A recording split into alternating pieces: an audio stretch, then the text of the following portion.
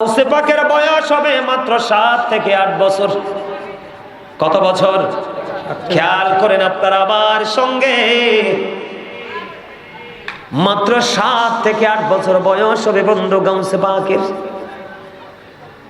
গাউসে পাকের বাবা মুসা জঙ্গি, তিনি আল্লাহর ওলি রে। গাউসে পাকের বয়স যখন 7 থেকে 8 বছর হবে, এমন অবস্থায় এক মহিলার বন্ধু অনেকগুলো কন্যা সন্তান হলো।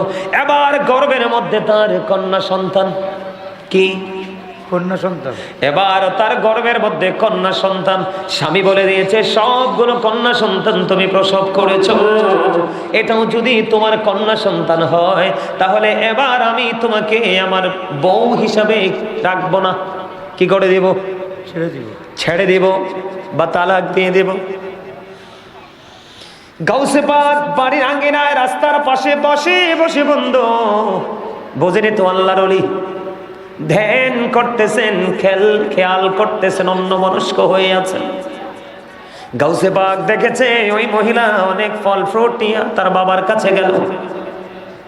যখন ফিরে আসলো ওই গাউসে পাক একটা ডাক দিয়ে বলল, বুড়িমা দাঁড়াও গো, মা তুমি দাঁড়াও না। কয় কি বাবা? ওই বুড়ির মনটা, ওই মহিলার মনটা খুবই খারাপ। কয় আপনার সমস্যা কি? কয় আমার অনেকগুলো কন্যা সন্তান, এবার আমার গর্ভে সন্তান আছে, যদি এই সন্তান কন্যা হয় স্বামী তালাক দিয়ে দিবে। কয় আপনি যে পীরের কাছে এসেছেন, আপনার পীরের কাছে এসেছেন, তিনি কি বলেছে? কয় ছেলে হবে না মেয়ে হবে এমন কোন সমাধান তিনি দেয়নি, দেয়নি বলাতে আবার গাউসে পাক বললেন উনি মাত্র 7 থেকে 8 বছরের বাচ্চা। ওই মহিলাকে একটা ডাক দিয়ে বললেন, আপনি আপনার ওই পীর সাহেবের কাছে যান, হুজুরের কাছে যান, গিয়ে বলেন আমার ছেলে হবে না মেয়ে হবে বলেন। যদি বলতে না পারেন তাহলে আপনি আমার কাছ থেকে যা নিয়েছেন তা আপনি আবার আমাকে ফেরত দিয়ে দেন। ওমা সুবহানাল্লাহ বললেন না? আরো জোরে কন্যা সুবহানাল্লাহ। আপনারা কি মনে করতেছেন এটি কাল্পনিক গল্প? আরে না, হ্যাঁ অনেক প্রবাসীরা তো আমার নবী সম্পর্কে মন্তব্য করতে দ্বিধা করে না, ঠিক কিনা বাবা? দেখেন না একজন কইছে নবীরে কাউবয়, খেয়াল করেন না আপনারা? যে যত কথাই বলক না কেন, এই ভূখণ্ডের মালিক আল্লাহর ওলি, এটা নিঃসন্দেহে মুমিনরা বিশ্বাস করে। মুনাফিকরা বিশ্বাস করুক বা না করুক তাতে কিচ্ছু যায় আসে না, কারণ আল্লাহ বলেছেন ইন্নাল মুনাফিকিনা ফিদ দারকিল আসফালি মিনান নার, the hypocrites will be in the lowest place of hell. মুনাফিকরা জাহান্নামের একবারে সর্বনিম্ন স্তরে থাকবে। ওমা কথা কয় না কেন? ঠিক বলতে পারেন না? আরে জোরে কোন ঠিক না বেঠে? যদি আপনার কলিজা, আপনার মন যদি কয় ঠিক তাহলে ঠিক বলেন, আপনার মন যদি ঠিক না বলে আপনি ঠিক বললেন না, কারণ মুখে কইবেন একটা অন্তরে কইবেন আর একটা, এটাই মুনাফিক। কাছ থেকে সব কিছু রেখে দিয়েছেন, আপনি বলে দেন আমার গর্ভের সন্তান ছেলে হবে না মেয়ে হবে। এবার ওই গাউসে পাকের বাবা মুসা জঙ্গি তিনি একটা ডাক দিয়ে বললেন, এটার খবর জানে আল্লাহ। কয় আল্লাহ যদি জানে তাহলে আপনি আমার পক্ষ থেকে উপঢৌকন রাখার হক রাখেন না। সুবহানাল্লাহ। কই তুমি তো একটু আগে দিয়ে গেলা, এখন তোমার ভাষা পাল্টে ফেলনা, এটার কারণ কি? এবার ওই বুড়ি একটা মহিলা দেখা দিলেন, কে তোমাকে বুদ্ধি শিখিয়ে দিয়েছে? কই বালক আমাকে বুদ্ধি শিখিয়ে দিয়েছে। বন্ধুরি আমার, এবার কি করলেন আবু সালে মুসা জঙ্গি? এবার কি করলেন? গাউসে পাকের এই ছোট্ট গাউসে পাকের গালে একটা থাপ্পড় মারলেন। গাউসে পাক এবার বাবার হাত শক্ত করে ধরে বললেন, বাবা বাবা ওয়াল্লাহি আল্লাহর কসম করে বলছি বাবা, আমার একটা গালে থাপ্পড় দিয়েছো, আরেকটা গালে যদি আমার থাপ্পড় বসায় দাও, এই পৃথিবীতে আমি একটাও নারী রাখবো না, সবগুলোকে আমি পুরুষ বানিয়ে দিব। বলে হুজুর এত পাওয়ার কেন? এই যুগের মানুষের বিবেক ছোট, শিক্ষা দীক্ষার পরিধি ছোট, এই কারণে বড় কিছু শুনলে তার মাথায় কাজ করে না। আল্লাহর ওলিদের হাত আল্লাহর হাত, আল্লাহর ওলিদের পা আল্লাহর কুদরতি পা, আল্লাহর ওলিদের চোখ আল্লাহর কুদরতি চোখ। এই জন্য আল্লাহ রাব্বুল আলামিন বলে দিয়েছেন, join with my dear people, come to my paradise. Allah বলে দিয়েছেন join with my dear people, আমার প্রিয় লোকেদের সাথে যুক্ত হও, কাম টু মাই প্যারাডাইস, আমার জান্নাতে চলে আসো, ফাদখুলি ফি ইবাদি ওয়াদখুলি জান্নাতি। অস্ট্রে প্রবাসীরে কইেন এটা অস্বীকার করতো কে? আল্লাহর ওলিদের কারামত করলে কয় এগুলো কাল্পনিক গল্প। ওই যেই প্রবাসী বলে এদেরকে বলবেন যে তুমি এটাকে পারলে বাপের পেটা হলে খণ্ডন করো। আল্লাহ বলেছেন তুমি আমার ওলিদের সাথে যুক্ত হয়ে যাও, আমার জান্নাতে চলে আসো। তাহলে আবার বুঝেন আল্লাহর ওলি কেমন করে হয়েছে, আল্লাহর দিদার প্রাপ্ত বান্দা কেমন করে হলো। জোরে জোরে কোন সুবহানাল্লাহ। বিশ্বাস হয় কি হয় না? গাউসে পাক এমন একজন আল্লাহর ওলি, আপনারা শুনে রাখেন আজকে আপনারা দেখবেন আপনারা সারাদিন জাগলেও আল্লাহ ডাক শুনে না। এমন একজন বুজুর্গ লোকের কাছে গেছেন, তার উসিলায় আল্লাহ আপনার দোয়া কবুল করছে। কথা কয় না? আছে না নাই? আরো যারা বলেন আছে না নাই? বন্ধুরে আমার দিকে তাকান, যারা আপনার হাতে বায়াত করে তার মানে আল্লাহর ওলির হাতে যারা বায়াত গ্রহণ করলো, আল্লাহর ওলির পবিত্র হাতে যারা হাত রাখলো, যে বায়াত হইতে গিয়েছে সে তো দেখছে আল্লাহর ওলির হাত। আল্লাহর কোরআন সাক্ষী দেয়, আল্লাহ বলতেছে ওই আমার প্রিয় আল্লাহর ওলির হাতের উপরে আমি আল্লাহর কুদরতি হাত রয়েছে। তুমি আমার ওলির হাতে তো হাত দাওনি, ওলির হাতে হাত দেওয়ার আগে আমি আল্লাহর কুদরতি হাতে হাত দিয়েছ। আরে আরো জোরে বলেন না সুবহানাল্লাহ।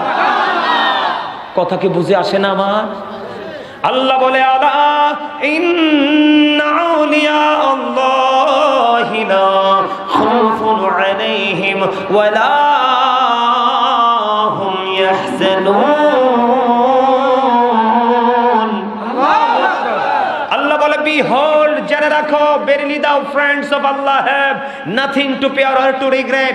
জেনে রাখো আল্লাহর ওলিদের কোনো ভয় নেই, তাদের কোনো দুঃখ নেই, তাদের কোনো চিন্তা নেই, or to regret, তারা পরকালেও চ্যাম্পিয়ন। সুবহানাল্লাহ। আর জোরে কোন সুবহানাল্লাহ।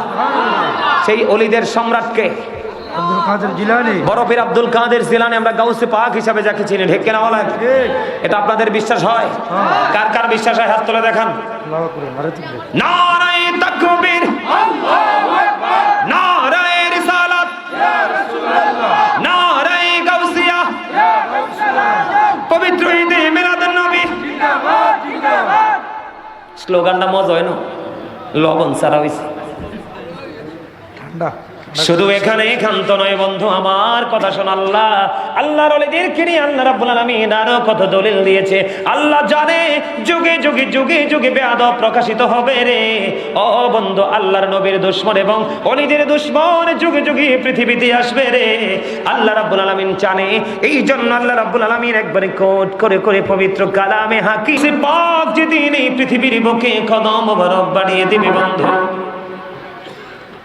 গভীর ভাবে খেয়াল করবেন আল্লাহর ওলিদের মর্যাদা পাওয়ার আমার আল্লাহ কেমন দিয়ে দুনিয়ায় পাঠিয়েছে।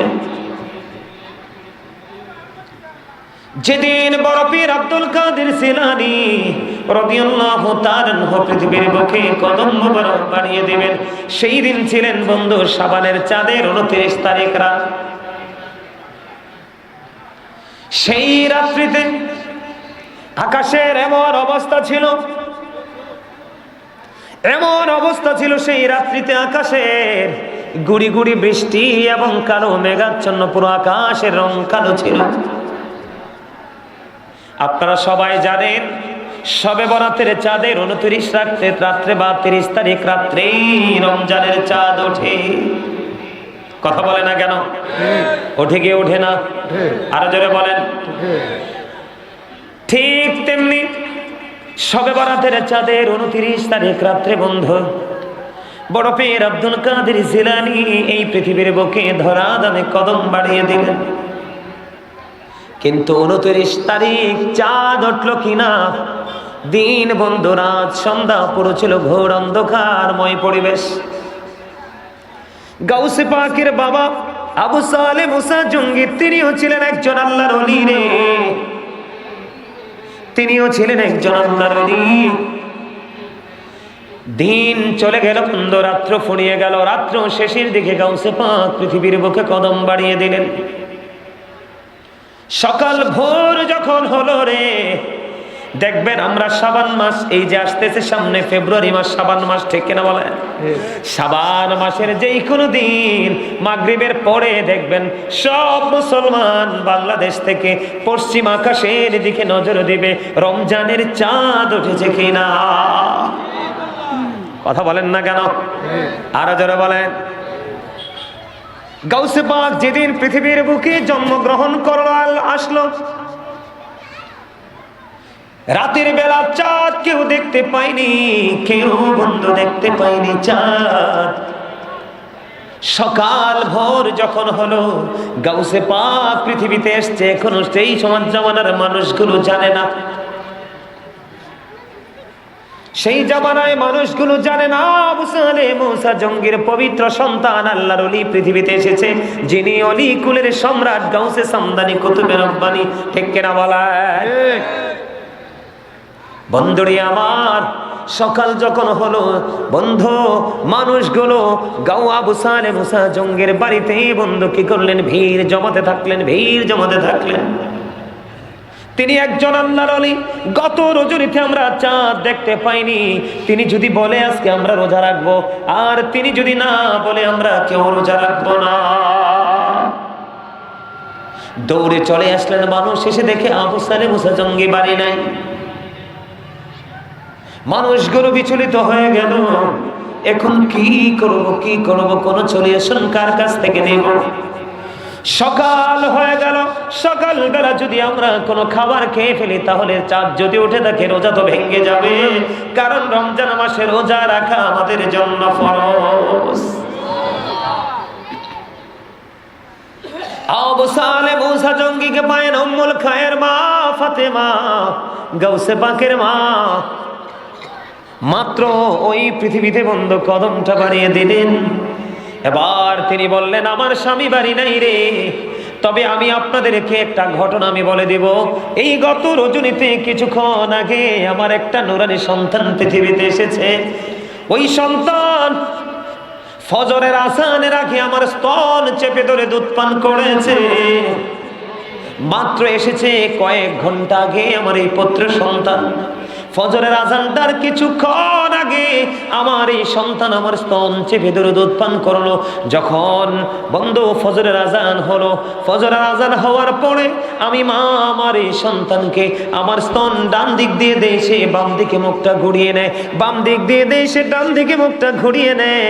কোনোভাবেই আমি তার মুখে দুধ দিতে পারতেছি না, কোনোভাবে আমি তার মুখে দুধ দিতে পারতেছি না। ভাবলাম দুধ সে অভিমান করে খাবে না নাকি অন্য কিছু দিয়ে চেষ্টা করেছি রে, কোনোভাবেই তাকে দুধ পান করাতে পারছি না, কোনো খাবার তাকে আমি খাওয়াতে পারছি না। আমার মনে হয় ওই যে আজকে গত রজনীতে চাঁদ দেখা গিয়েছে, আমার মনে হয় রমজান মাসের চাঁদ দেখা গিয়েছে, এই জন্য আমার সন্তান আমার স্তনে চেপে ধরে দুধ খায় না। এবার ওই তৎকালীন সময়ে মানুষগুলো সবাই চিন্তা করলো, উম্মুল খায়ের মা ফাতেমা তিনি একজন আল্লাহওয়ালা, ওনাদের বিয়ের খবর তো আপনারা সবাই জানেন। নদীতে ভেসে আসা ফল খাওয়ার কারণে অবন্যই ফলের ঋণ শোধ করতে গিয়েছিলেন বাগানের মালিকের কাছে, কিন্তু বাগানের মালিকের কাছে যাইয়া শুনি যাকে আবু সালেহ মুসা জঙ্গি বিবি বানাইলো গাউসে পাকের মা, ওই ওনার বন্ধু জানতে পারলেন মালিকানায় আছে বাগানের মালিক হলেন তিনি। শর্ত হলো ওনার অনেক গোলামের পরে শর্ত হলো ওনাকে বিয়ে করতে হবে। বন্ধু মা যেহেতু বন্ধু আল্লাহর ওলি রে, বাবা যেহেতু বন্ধু আল্লাহর ওলি, তৎকালীন সময়ে সব মানুষ চিন্তা করলেন সত্যি আল্লাহর ওলির ঘরে নিশ্চয়ই আল্লাহর ওলি হয়েছে, আমরা আজকে থেকে রোজা শুরু করে দিলাম। কেউ বন্ধু কোনো খাবার খেলো না, সবাই রোজা রাখলো। দিন চলে গেল, ওই কয়েক ঘন্টা হয়েছে মাত্র বড় পীর আব্দুল কাদের জিলানী এই পৃথিবীর বুকে কদম দিয়েছে বন্ধু, কয়েক ঘন্টা হয়েছে, তিনি সারা দিন কোনো খাবার খায়নি।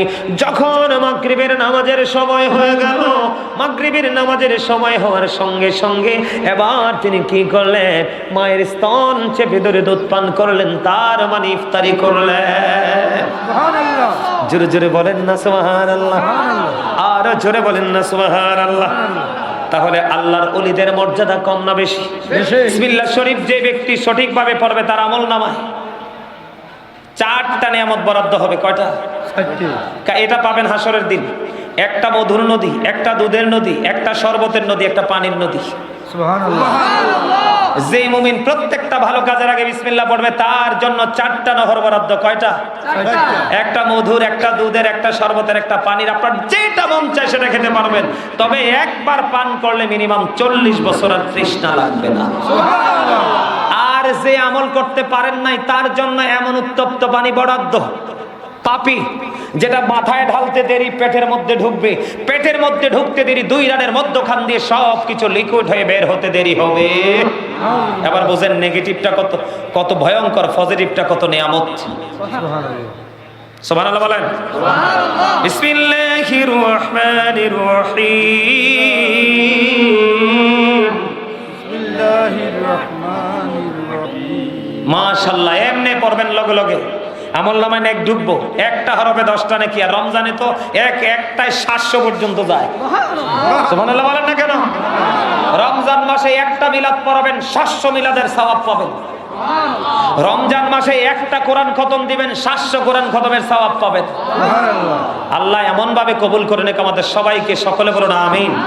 আরো জোরে আমিন। বন্ধুরে আমার খেয়াল করেন, عن أبي هريرة رضي الله تعالى عنه قال رسول الله صلى الله عليه وسلم من أطاعني فقد أطاع الله ومن عصاني فقد عصى الله ومن أطاع أميري فقد أطاعني ومن عصى أميري فقد عصاني متفق عليه। বন্ধুরে আমার عن أبي هريرة رضي الله تعالى عنه আবু হুরায়রা রাদিয়াল্লাহু তাআলা আনহু থেকে বর্ণিত قال رسول الله صلى الله عليه وسلم রাসূল সাল্লাল্লাহু আলাইহি সাল্লাম বলতেছেন, আমার দিকে তাকান, রাসূল সাল্লাল্লাহু আলাইহি সাল্লাম বলতেছেন, ইরশাদ করেছেন, মান আতাআনি ফাকাদ আতা আল্লাহ, যে ব্যক্তি আমার অনুগত করে সে আল্লাহর অনুগত করে। যেই ব্যক্তি আমি নবীর অনুগত করে সে যেন আল্লাহর অনুগত করলো। সুবহানাল্লাহ। আল্লাহ রাব্বুল আলামিন, আল্লাহর হাবিব বলতেছে আমার দিকে তাকান, তারপরে আল্লাহ রাসূল বলেছেন ওয়ামান আসানি ফাকাদ আসাল্লাহ, যেই ব্যক্তি আমার অবাধ্য করলো সে যেন আল্লাহর অবাধ্য করলো। তার মানে যেই ব্যক্তি রাসূলকে ওভারটেক করলো অটোই আল্লাহর ওভারটেক হয়ে যায়। কারণ আল্লাহ রাব্বুল আলামিন হাদিসে কুদসির মধ্যে বলে দিয়েছেন, লাউলা কালামা আজহারতু রাবুবিয়াতি, আমি যদি আপনাকে প্রকাশ না করতাম আমি প্রভুর প্রভুত্ব প্রকাশ হতো না। লাউলা কালামা খালাকতুল আফলাক, আমি যদি আপনাকে সৃষ্টি না করতাম তাহলে কোনো কিছুই সৃষ্টি করতাম না। রাসূল বলতেছে I am from the light of Allah, আমি আল্লাহর নূর থেকে, and everything has been created from my light, সৃষ্টির প্রত্যেকটা বস্তু আমি নবীর নূর থেকে। জোরে জোরে বলেন না সুবহানাল্লাহ। নবীর নূরের পক্ষে না মাটির পক্ষে? আপনারা নূরের পক্ষে। নূরের পক্ষে কে কে 2 হাত তুলে দেখান। সোজা করে, সোজা করে একবার। ইয়া রাসূলুল্লাহ জিন্দাবাদ জিন্দাবাদ আহলে সুন্নাত ওয়াল জামাত। হাত নামান। বড়তুলার পক্ষ থেকে লাল গোলাপ শুভেচ্ছা, এটা কোন লাগে না? কথা কাটা আরো জোরে। আমি একটুখানি ঢুকলাম নবীজির কাছে নবীর মর্যাদা বোঝানোর জন্য। এই জন্য আমার নবী বলেছে, আল্লাহ জানিয়ে দিয়েছে, হাবিব আপনি জানিয়ে দেন, যে আমার হাবিবের অনুগত্য করবে সে আমি আল্লাহর অনুগত্য করে ফেললো, যে আমার হাবিবের অবাধ্য হবে সে আমি আল্লাহর অবাধ্য হয়ে গেল। এর পরেরটা দেখেন আরো কত মজার, যেটা আপনার আমার হাতের নাগালে, আপনার আমার 100% বন্ধু হাতের নাগালে। একটুখানি মন দিয়ে শোনেন। এরপরে আপনার আমার পানে নবী বলেছেন ওয়ামান আতওয়া আমিরি ফাকাদ আতওয়ানি, যেই ব্যক্তি আমার আমিরের অনুগত্য করে সে যেন আমি নবীর অনুগত্য করলো। এরপরে আপনার আমার প্রাণে নবী আবার বলেছেন ওমান আসা আমিরি ফাকাদ আসানি মুত্তাফাকুন আলাইহি, আপনার আমার প্রাণে নবী বলে দিয়েছেন যেই ব্যক্তি আমার আমিরের অবাধ্য করে সে যেন আমি নবীর অবাধ্য করলো। জুড়ে জুড়ে বলেন না নাউজুবিল্লাহ। কি বুঝতে পারলেন? নবীকে মানলে আল্লাহ মানা হয়ে যায়, নবীকে অমান্য করলে আল্লাহকে অমান্য করা হয়ে যায়। এরপরে সেকেন্ড স্টেজে এসে নবীজি বলতেছেন, এবার যেই ব্যক্তি আবার আমিরের অনুগত্য করে সে আমি নবীর অনুগত্য করলো, যে আমার আমিরের অবাধ্য করলো সে আমি নবীর অবাধ্য করে ফেললো। এর আমির মানে হলো বন্ধু নবীর প্রতিনিধি। আহলে সুন্নাত ওয়াল জামাত একমাত্র হক দল, বাকি সব বন্ধু জাহান্নামী। আমার নবীজি বলে দিয়েছেন, বলবনি? বলেন। আরো জোরে বলেন, আরো জোরে। আমার নবীজি বলেছেন যেই ব্যক্তি আমাকে এবং আমার সাহাবায়ে কেরামদেরকে অনুকরণ করবে ওটাই হলো আহলুস সুন্নাত ওয়াল জামাত। নবীজি বলেছেন আহলুস সুন্নাহ ওয়াল জামাত ইজ দ্য বেস্ট পার্টি। ওইটা হলো শ্রেষ্ঠ দল। ওই দলের অন্তর্ভুক্ত যারা পরিপূর্ণ সুন্নাহ মেনে চলতে পারবে আল্লাহ তাদের জন্য বরাদ্দ করেছেন প্যারাডাইস। আল্লাহ বলবে ইউ গো টু প্যারাডাইস, জান্নাতে চলে যাও, অন্যথা you have to go to hell, চলে যেতে হবে জাহান্নামে। জোরে জোরে কন্যা বুঝে আসছে কিনা? যুবক ভাইরা বলো বুঝে আসছেনি? জীবনও যদি চলে যায় আল্লাহর ওলির বিপক্ষে যাইবানি? আল্লাহর ওলির বিপক্ষে যাইবা? দেখবা যোগে যোগে আলেম বের হবে। নবীজি বলে দিয়েছেন তাদের শিক্ষাগত যোগ্যতা থাকবে না, কিন্তু লেবাস থাকবে। সেই লেবাস থাকবে কি? লেবাস থাকতে দেখবা তুমি বড় মুন্সি, কিন্তু আদতে সঠিক কলমের কালি তার কলিজায় থাকবে না। মন গড়া কথা বলতে বলতে সাধারণ মানুষকে ফিতনায় ফেলে দিবে। নবীজি বলেছেন কিয়ামতের পূর্বক্ষণে সবচেয়ে নিকৃষ্ট মানুষ হবে ওই সমস্ত মোল্লারা। এখনই তাদের চেহারা আমরা মাঝে মাঝে দেখতে পাই, আস্তে আস্তে প্রকাশ হবে। তোমরা অ্যালার্ট থাকবা। কোন দৃষ্টি নিয়ে আল্লাহর ওলিদেরকে নিয়ে কথা বলে, কোন দৃষ্টি নিয়ে নবীকে নিয়ে কথা বলে তোমাদেরকে বুঝে নিতে হবে। এখানে আমি যেটা বুঝাইতে চেয়েছি, তুমি তোমার হাতের নাগালে যদি সত্যিকারের নবী প্রেমিক, ওলি প্রেমিক, সাহাবায়ে কেরাম, কোরআন সুন্নাহ প্রেমিক যদি একজন আলেম পাও, তুমি তাকে মানবা। নবীজি বলছেন তাকে মানা মানি আমি নবীকে মানা হয়ে গেল। আর আমি নবীকে মানলেই তুমি অটো আল্লাহ পেয়ে গেলা। তার কারণ হলো আল্লাহ বলেছেন মাইয়ুতির রাসূলা ফাকাদ আতাল্লাহ, হি হো ওবিজ দা এবস্টিল ওবিজ আল্লাহ। যেই ব্যক্তি রাসূলের নির্দেশ মানলো সে যেন আল্লাহর নির্দেশ মানলো। আল্লাহ বলেছেন সে বলুন ইফ ইউ ডু লাভ আল্লাহ, যদি তোমরা আল্লাহকে ভালোবেসে থাকো, ফলো মি মুহাম্মদ সাল্লাল্লাহু আলাইহি ওয়াসাল্লাম, মুহাম্মদ সাল্লাল্লাহু আলাইহি সাল্লামের অনুগত হয়ে যাও, আল্লাহ উইল লাভ ইউ, আল্লাহ তোমাদেরকে ভালোবাসবে। এন্ড ফরগিভ ইউর সিনস, আল্লাহ তোমাদের জীবনের গুনাহগুলি মাফ করে দিবে। আরো জোরে বলেন না সুবহানাল্লাহ। আর একটু মহব্বতে সুবহানাল্লাহ। খবরটা ভালো লাগছে না? আপনি আল্লাহকে পাইতে হলে যাইতে হবে কার কাছে? রসুলের কাছে। এখন আপনি তো রসুলকে, রসুলের বাড়ি যাওয়ার স্টেশন আপনার চিনা জানা নাই। রসুলের বাড়ি যাওয়ার যে ভাড়া লাগবে, নবীর কাছে যাইতে যে আপনার ভাড়া লাগবে, সেই ভাড়াও আপনার কাছে নাই। সেই ভাড়া হলো নবীর প্রেম। আপনি ওই প্রেম নামক ভাড়াটা পেয়ে যাবেন হক্কানি আল্লাহর ওলিদের কাছে গেলে। আপনাদেরকে বলে বন্ধু, আল্লাহর ওলিদের কাছে হক্কানি আলেমদের সাথে যদি কোনো মানুষের জীবনের সম্পৃক্ততা থাকে তার মর্যাদা কমে না, বরং বাড়ে। লুকে যাই বলক ভাই আমি আমার সোনার হরিণ চাই। কথা বলেন না কেন? গাউসে বাকের দরবারে সব সময় ওনার প্রেমে পড়ে একটা যুবতী মেয়ে আসতো, বুঝছেন নি? যুবতী মেয়ে সব সময় আসতো, কিন্তু মেয়েরা সুন্দর হইলে, কিউট হলে ছেলেরা পছন্দ করবে, ভালোবাসবে, এটাই তো স্বাভাবিক। ভালোবাসাটা দোষের কিছু নয়, কিন্তু যদি নোংরামি করে এটা হলো সবচেয়ে বড় দোষের ব্যাপার। এই যুবক ছেলেটা মেয়েটার দেখে তার প্রেমে পড়লো, কিন্তু মেয়েটাকে যতই কৌশল খাটাক না কেন মেয়েটা তার প্রস্তাবে রাজি হয় না। একদিন সে চিন্তা করলো প্রতিদিন কোন সময় আসে কোন সময় যায়। ওই যুবক খেয়াল করলেন একটা বন্ধু অন্ধকার আচ্ছন্ন জায়গা থেকে মাটির রাস্তার মধ্যখানে বন্ধু গর্ত খনন করলেন, বড় গর্ত খনন করলেন। বড় গর্ত খনন করার পরে এই গর্তের মধ্যে বন্ধু, এই গর্তের মধ্যে বড় গর্ত খনন করার পরে ওই ছেলেটা কি করলেন, কাঁচা ডালপালা দিয়ে বন্ধু গর্তের মধ্যে বসে আছে। মেয়েটা যখন রওনা দিল, রওনা দেওয়ার পরে বন্ধু খেয়াল করবেন, মেয়েটা রওনা দেওয়ার পরে যুবকটা কাছাকাছি যাওয়ার পরে গর্ত থেকে উঠে বন্ধু মেয়েটাকে গ্রাস করলেন। আর ওই মেয়েটা তাৎক্ষণিকভাবে ডাক দিয়ে বললেন ইয়া গাউসে পাক। ও তখন গাউসে পাক নামাজ পড়ার জন্য ওযু বানাতে বের হলেন। সুবহানাল্লাহ। যখন আল্লাহর ওলিরা, ওই যে আমি বলেছি আল্লাহর ওলিদের কান আল্লাহর কুদরতি কান হয়ে যায়। পৃথিবীর সাধারণ মানুষ যেটা শোনে না আল্লাহর ওলিরা সেটা শোনে। পৃথিবীর সাধারণ মানুষ যেটা বোঝে না আল্লাহর ওলিরা সেটা বোঝে। পৃথিবীর সাধারণ মানুষ যেটা দেখে না আল্লাহর ওলিরা সেটা দেখে রে। এবার কি করলেন, গাউসে পাকের পরনে ছিল খরম। যুবক ভাইরা তোমরা খরম দেখছুনি? কাঠের খরম আমি দেখেছি এবং পড়েছি আমার নানার, এখন কোথায় আছে জানি না। ছোট থাকতে অনেক সুন্দর কিন্তু খরম দেখতে, মাটিতে হাঁটলে আওয়াজ হয় না, পাকা রাস্তায় হাঁটলে টুক টুক শব্দ হয়। বন্ধু খেয়াল করেন যুবক, আমি তোমাদেরকে বলছি বন্ধু, গাউসে পাক এটা এমন একটা নিয়ামত, এমন একটা প্রেম, এত একটা শক্তি আমরা মুসলমানদের জন্য।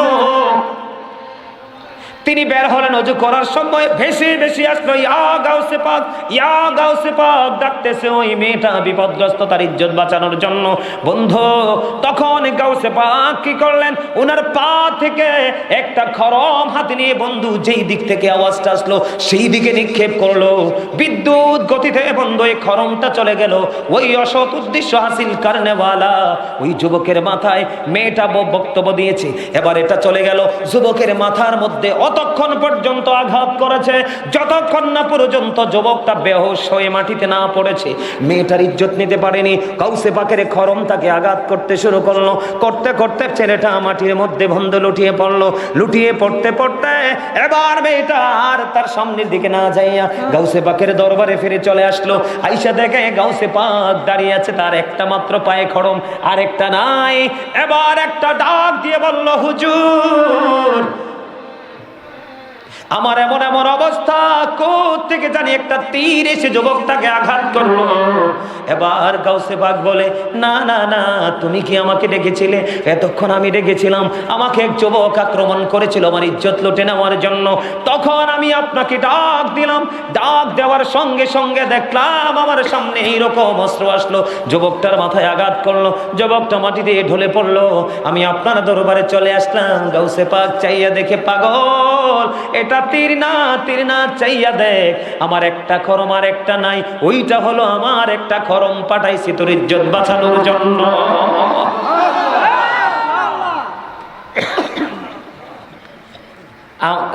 আবু জাহেলের কাছে আমার নবী আছিল একবারে বিশ্রী, কথা কয় না ঠিক। আবু জাহেলের কাছে আমার নবী আছিল কি বিশ্রী, নবী অসুন্দর। আমার নবী কইছে তোমার মন্তব্য ঠিক আছে, ঠিক কিনা বলে? আর আবু বকরের কাছে আমার নবী হলো শ্রেষ্ঠ নূর, শ্রেষ্ঠ সুন্দর। আমার নবী আবু বকরকে বলেছে, আবু বকর তোমার মিন করাও ঠিক, সুবহানাল্লাহ। কারণ তোমার মনের ঘর কালো, এই জন্য যাকে দেখো তোমার কাছে কালো মনে হয়।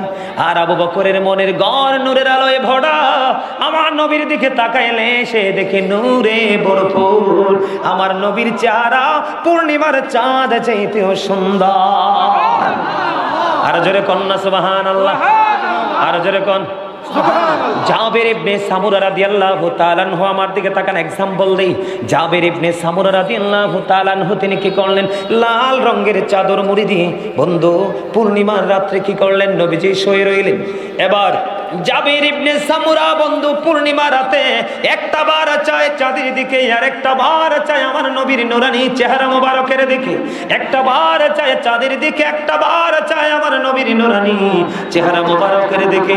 জাবের ইবনে সামুরা সর্বশেষে বললেন, আমি চাইয়া দেখলাম ওই পূর্ণিমার চাঁদ চাইতেও সুন্দর আমার নবী। এটা হচ্ছে দৃষ্টির কাছে আজকের মাহফিল কারো কারো জন্য শ্রেষ্ঠ নিয়ামত, আবার কারো কারো মুসলমান কোন কোন মুসলমানের জন্য কিয়ামত, ঠিক কিনা বলেন? আর জোরে, এই এই হুজুর আসছে না? আসছে? আমি গিয়া রবি শরীফটা নিয়ে একটু বক্তব্য দিয়ে নেমে যাচ্ছি। আপনাদের এলাকায় গিয়া রবি শরীফ পালিত হয়? আরো জোরে বলেন, গিয়া রবি শরীফ পালিত হয়? আপনারা কি গিয়া রবি শরীফের পক্ষে না বিপক্ষে? কে কে পক্ষে হাত তোলেন, হাত নামান। এটা নিয়ে একটু বক্তব্য দিই। ইয়া রাসূলুল্লাহ, ইয়া গাউসুল আজম, আহলুস সুন্নাত ওয়াল জামাত জিন্দাবাদ জিন্দাবাদ। আব্দুল্লাহবাসীর পক্ষ থেকে লাল গোলাপ শুভেচ্ছা, শাহরাস্তির পক্ষ থেকে লাল গোলাপ শুভেচ্ছা। একবার এবার সব ফুল দিয়া লাইছে আমারে, আমিন কো, আমিন। আরো জোরে কোন আমিন। আমার দিকে তাকান। আচ্ছা তাহলে 10 মিনিট 10 মিনিট। এই গিয়া রবি শরীফটা কোত্থেকে আসছে আমি আপনাদেরকে বলি, এটা গাউসে পাক থেকে আসছে।